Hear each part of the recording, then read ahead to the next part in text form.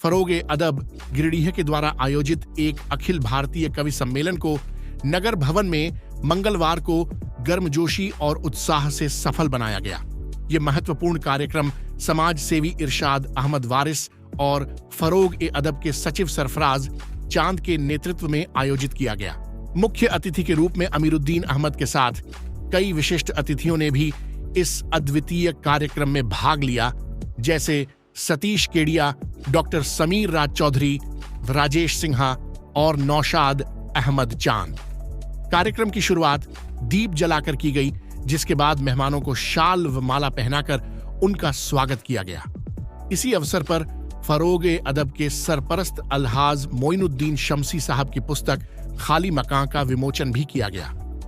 कवियों ने अपने कलाम के माध्यम से उम्मीद और आत्मविश्वास का प्रकटीकरण किया, जैसे नसीर फराज, चांदनी शबनम, दीपांशु सिंह, अनिल मिश्रा, मेराज अहमद मेराज, अजहर आरिफ, तबस्सुम, शालिनी नायक, मोइन गिरिडीहवी, हबीबा रोशनी, चांदनी मुस्कान, अरमान ताज, मोइनुद्दीन शमसी, तसौवर वारसी, सलीम परवाज, एकरामुल हिकवली, निजामुद्दीन जहूरी, नसीम कादरी, जावेद हुसैन जावेद, रशीद जमील और बी अगस्त क्रांति। फरोग अदब के संस्थापक मुख्तार हुसैनी को अमीर खुसरो फाउंडेशन संबलपुर ओडिशा के द्वारा नसीर फराज एवं सदर मुशायरा के हाथों मुजाहिद अदब का मोमेंटो देकर सम्मानित किया गया। कैस राजा और सरफराज चांद के सहयोग से यह कार्यक्रम सफल बना।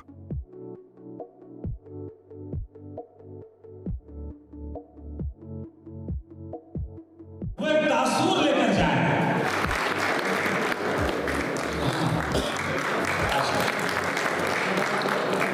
अब मैं डॉक्टर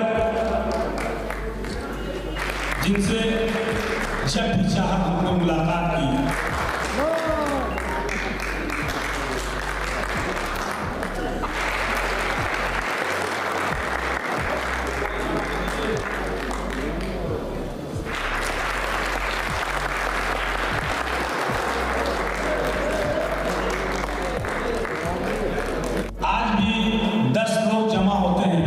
तो 4 इनके तालिबा निकलते हैं, इनसे पढ़े हुए बच्चे निकलते हैं। जनाब जमील अहमद गुल साहब,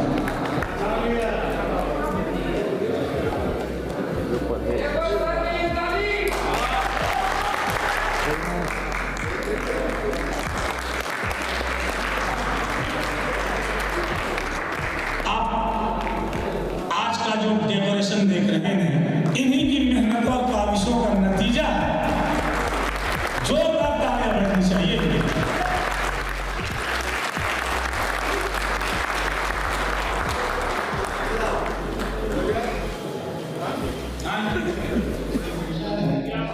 मुजाहिद अदब के खिताब के लिए मुंतखब किया है। बहुत तमाम लोग बहुत ही मशहूर है अमीरुद्दीन फाउंडेशन के, कि उन्होंने बहुत ही होनहार और मेहनती अदब नवाज को मुंतखब किया है। वाकई मुख्तार हुसैन साहब काबिल सताइश है अपनी मेहनतों के लिए, अपनी लगन के लिए, कि जो मेहनत और लगन को उर्दू के लिए करते हैं उसकी तारीफ की जानी चाहिए। और आज उन्हें अमीरुद्दीन फाउंडेशन से कहा है के जरिए जो अवार्ड दिया जाएगा मुजाहिद अदब, उससे नवाजा जाएगा। इससे मैं चाहता हूँ आपको जोरदार तालियां।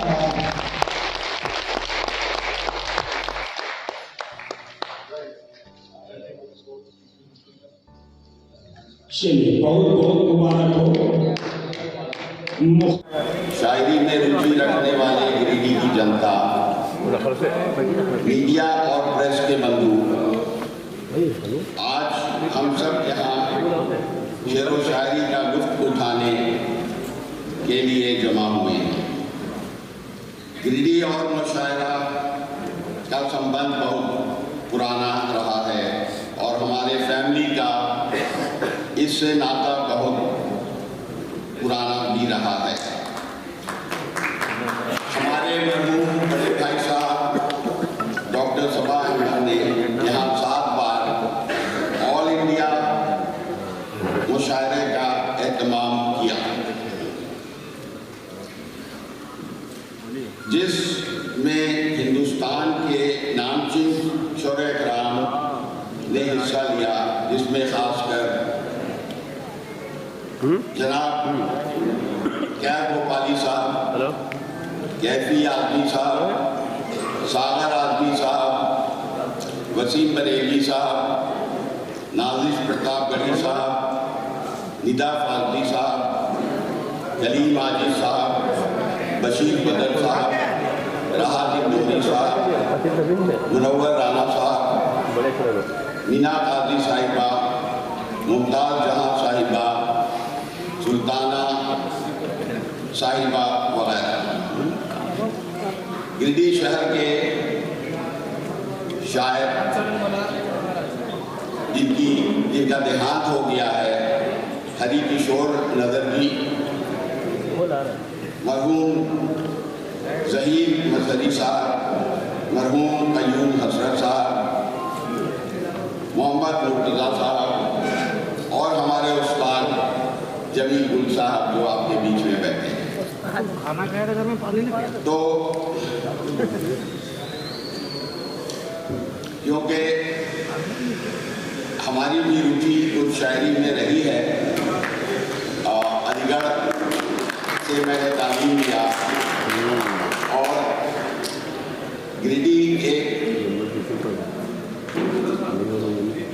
शायरों का और लिटरेरी लोगों का एक गढ़ रहा है और अभी भी ये ऑर्गेनाइजेशन जो है वक्त वक्त पे बहुत अच्छी गोष्ठी सेमिनार वगैरह करती रहती है और इसमें कोई मजहब की बात नहीं, कोई इसकी बात नहीं, सिर्फ कौमी एकता की बात होती है। तो मैं आप लोग और बाहर से आए हुए शायर जो आए हैं इनके बीच बहुत देर नहीं रहूँगा और मैं गुजारिश करूँगा सरफराज चांद जो कि हमारे नौजवान शायर और अनाउंसर हैं कि प्रोग्राम को आगे बढ़ाएं, मगर इस माहौल को देखते हुए हमने भी कुछ चुराया है। तो अगर पसंद आएगा तो खुश होइएगा, नहीं पसंद आएगा तो हमको खुश करने के लिए ताली बजाइएगा, ठीक है? सर जमील चाचा, आपके नाम बांट दिया इस धरती को, चांद सितारों का क्या होगा? बांट दिया इस धरती को, चांद सितारों का क्या होगा? नदियों पे नाम रखें, बहती धारों का क्या होगा? क्या बात है, और शिव की गंगा भी पानी है, आबे जमजम भी पानी है। शिव की गंगा भी पानी है, आबे जमजम भी पानी है। मुल्ला भी पिए, पंडित भी पिए, पानी का मतलब क्या हो?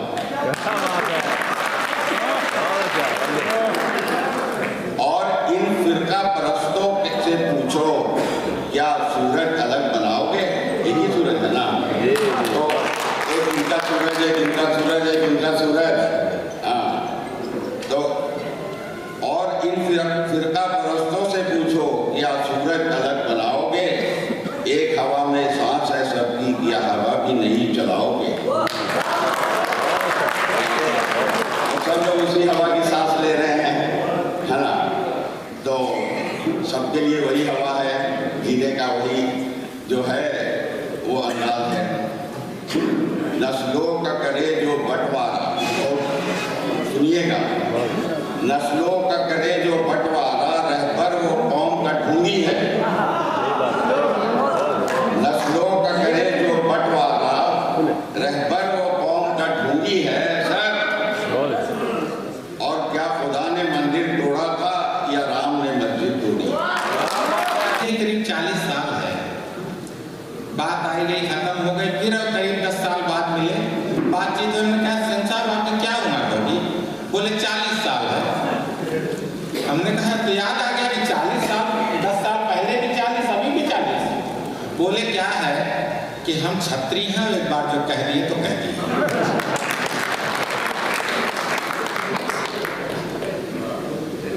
कह दिए तो कह दिए। और ये अभी जो अपना ये के दिवस पर ये कार्यक्रम है। तो एक घनाक्षरी से प्रारंभ करता हूँ, फिर कुछ हंसी मजाक बीच में करूँगा। इस मौके पे दो बात कह रहा हूँ कि देश है प्रताप का ये देश, छत्रसाल का भी यही, ये देश है प्रताप का ये देश, छत्रसाल का भी यही, हम ही हुए असभाग्य वीर हैं। और देश है रसखान का भी, देश है रसखान का भी, देश है बिहारी का भी, देश है रसखान का ये देश है बिहारी का भी, मीर तक मीर यहाँ मिलते कबीर हैं।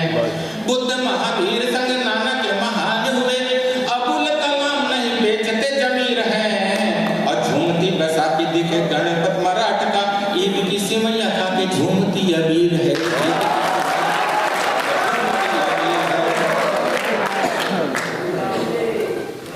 और 4 लाइनें, फिर इसके बाद कुछ ऐसे ही हास कि समंदर का सारा गुरूर तोड़ाया हूं, सीने पर नक्शे पा छोड़ाया हूं, और कौन तोड़ेगा मेरे यकीन का रिश्ता, होली अपनी ईद के आनंद छोड़ाया। क्या साहब मेरा रंग रूप बहुत साधारण है, फोटो लोगे तो निगेटिव सा आपको मिलेगा। क्या तो मैंने कलर करना छोड़ के बाल वगैरह साफ कर लिए कि कम से कम फोटो लोग तो मुंह और बाल तो आए। एक बार हम ससुराल गए तो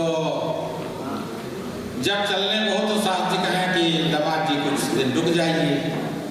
करते करते 2-3 महीने निकल गए। हमने कहा सास जी का इतना प्यार क्यों आ रहा है, जब जाना हो तो कहते कुछ दिन रुक जाइए। हमने कहा आपको इतने मोहब्बत कैसे हो गई, आप रोकती क्यों हैं? बोली क्या है ना, मेरे भैंस का बच्चा मर गया, आपको देख के दूध दे देती है। अच्छा, आपका भी मिलना था कुछ मुझसे, इसीलिए तो मैं ही तारीफ कर रहा हूँ। और अभी एक जगह ऐसे घूम रहे थे तो पुलिस वाले थे, उन्होंने रोक लिया कि ये बताइए आपके पास हेलमेट कहाँ है? स्कूटर पे थे। हमने कहा हेलमेट नहीं है। बोले चालान काटो इसका। फिर दूसरे दिन गया तो मैं हेलमेट ले आऊँ, पुलिस वाले फिर रोक लिए, हेलमेट लेके चला रहा था। बोले रोको रोको रोको इसको रोको। रोक लिया। मैं कहा आज हेलमेट है। बोले वो तो ठीक है, इसका चालान काटो। हमने कहा काहे के लिए काटोगे? बोले हेलमेट तो है, स्कूटर कहाँ है?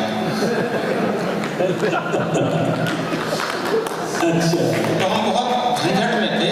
यहाँ से कुछ पंक्तियाँ उठाता हूँ, आपके बीच रखता हूँ कि इन सब से अगर बचना है तो आप लोग भी इसको आजमा सकते हैं कि गधा एक खरीदिए घूमे फिर दिन रात, गधा एक खरीदिए घूमे फिर दिन रात, और सीट बेल्ट बीमा नहीं, पुलिस न पूछे बात, पुलिस न पूछे बात, न झंझट पार्किंग वाली, जहां दिखे न पुलिस न पूछे बात, न झंझट पार्किंग वाली, उसे दीजिए बांध जहां दिख जाए खाली। और बचता डीजल तेल बैटरी, हंसिए हा हा, और कटता नहीं चलान, मस्त ले घूमो गधा, कटता नहीं चलान घूमो गधा। तो अच्छा भी कुछ दिन पहले एक सर्वे हुआ था, उसमें बिहार की जनसंख्या यह है कि कम हो रही है, झारखंड की जनसंख्या बढ़ रही है।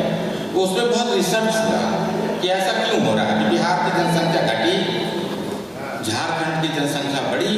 तो बाद में पता ये लगा कि बिहार में दारू बंद है। अच्छा, बिहार में दारू दारू बंद। जी जी।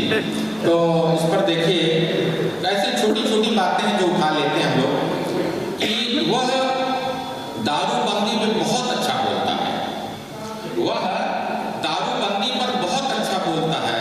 ये बात अलग है कि शाम होते ही बोतल खोलता है, ये बात अलग है कि शाम होते ही बोतल खोलता है। और यहाँ बहुत से शायर लोग हैं, बैठे हैं, इनका उपयोग करना चाहिए पुलिस विभाग। पुलिस विभाग बहुत प्रताड़ित रहती है कि कभी मानवाधिकार लगता है, कभी पेपर में आता है, कभी कुछ आता है। तो मैं कहता हूँ कि शायर हैं, कवि हैं, इनकी भर्ती होनी चाहिए पुलिस में। और वो पुलिस में भर्ती क्यों होनी चाहिए ये देखिए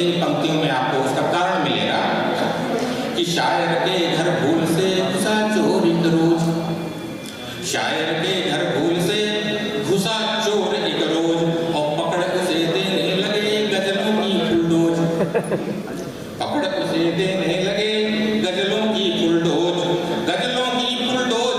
अभी थी 5 सुनाई और देख डायरी 20 उसे दे मौत दिखाई, 20 डायरी देख उसे दे मौत दिखाई। और पाँव पकड़ कर चोर कहे सुन, ओ पाँव पकड़ कर चोर कहे सुन, जनरल डायर बख्शो मेरे प्राण, अरे ओ निर्मम शायर, बख्शो मेरे प्राण, अरे ओ निर्मम शायर। तो शायर के चक्कर में पड़ेगा चोर तो ऐसे ही होगा, वो अपनी करनी तो बताएगा बताएगा, वो अपने बाप दादाओं की भी बता जाएगा। आइए आपको कुछ नुक्ताचीनी सुनाता हूँ, इसके बाद थोड़ा सा कुछ हाथ प्रचार हो जाएगा। और चांद साहब से जब पहली बार मुलाकात हुई तो कार्यक्रम में बुलाए थे, कार्यक्रम करवा रहे थे, और कार्यक्रम में एक कवि देर से आ रहे थे, तो हम ऐसे टहल रहे थे, तो बोले कि मिश्रा जी आप थोड़ा मंच संभाल लेते तब तक, जब तक बाकी शायर आ जाए, कवि आ जाए। हमने कहा ठीक हम संभाल लेते हैं, कितना दोगे? तो बोले कि 3000 दे दूँगा। तो मैं कहा एडवांस कर दो कुछ, बोले कर देता हूँ। साहब उन्होंने 1000 रुपये मुझे एडवांस दिया और यहाँ से मैं मंच पर आया। और सुनिए कि गली के आगे गली आया,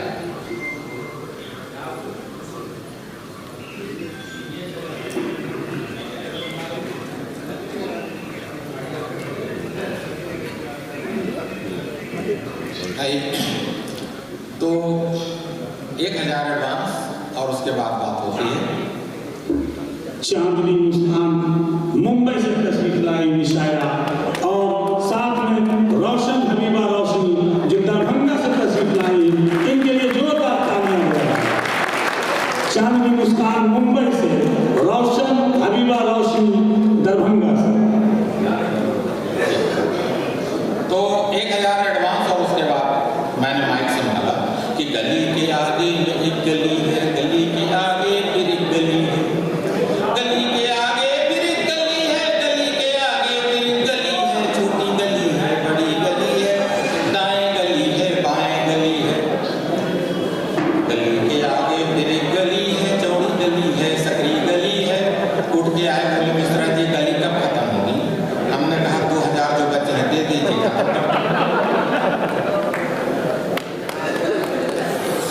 अभी ट्रेन में आ रहा था तो ऐसे गुनगुना रहा था, तो एक सज्जन बैठे थे, बोले मिस्टर जी लगता है आपने संगीत सीखा है? हमने कहा हाँ सीखा है।